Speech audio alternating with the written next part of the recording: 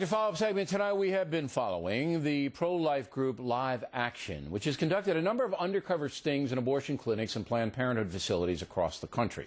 At issue are abortion providers engaging in gender-based procedures. That is, aborting a fetus if the mother doesn't want a girl, for example.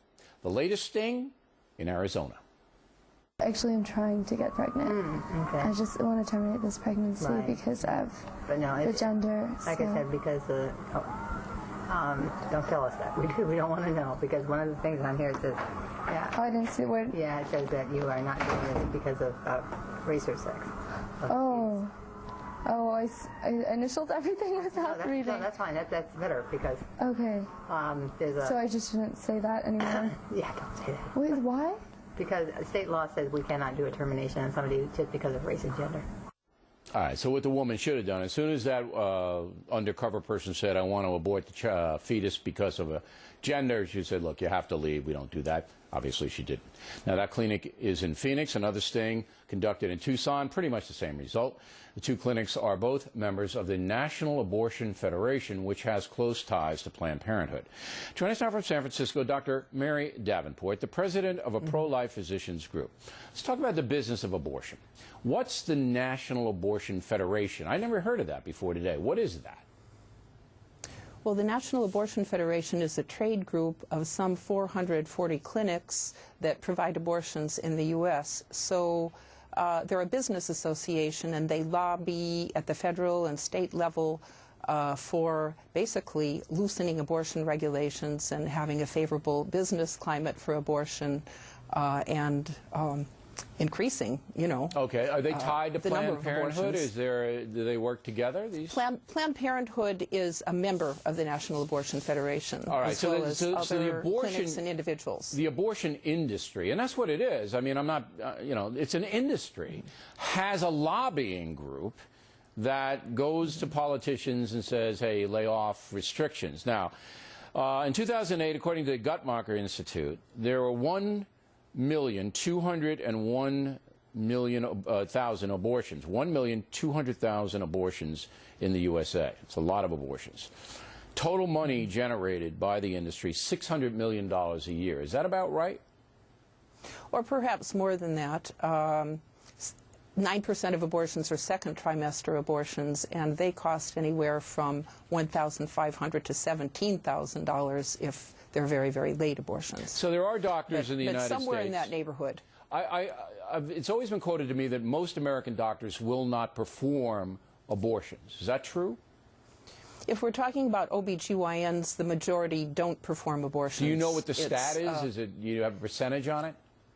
The last time we did a survey on that was in the 1990s, but it was something like 40% of OBGYNs would do abortions, but most of them didn't. And I think that's still true.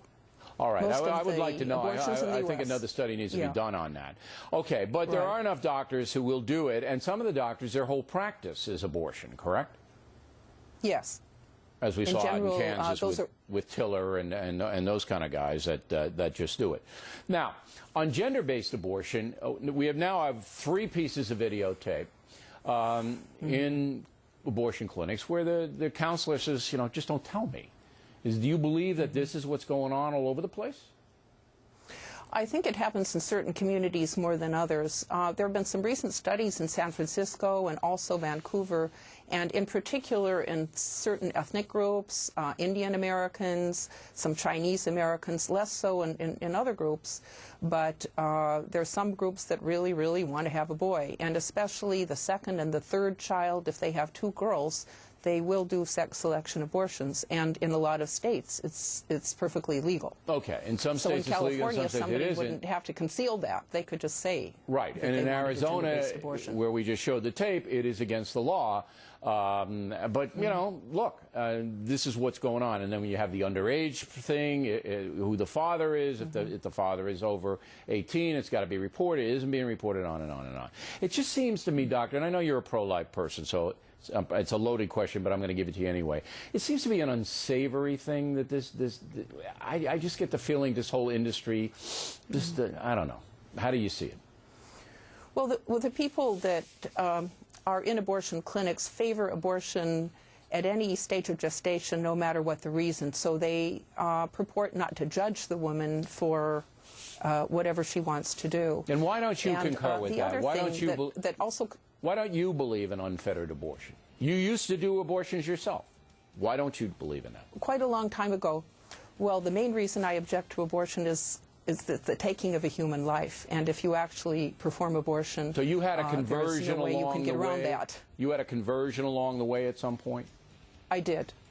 Was it a religious 25 years or ago. a medical conversion? No, it was a whole ethical, philosophical, religious conversion all across the board, but it actually arose from doing abortions when I really looked at what I was doing. All right, doctor. We appreciate it. Thanks very much.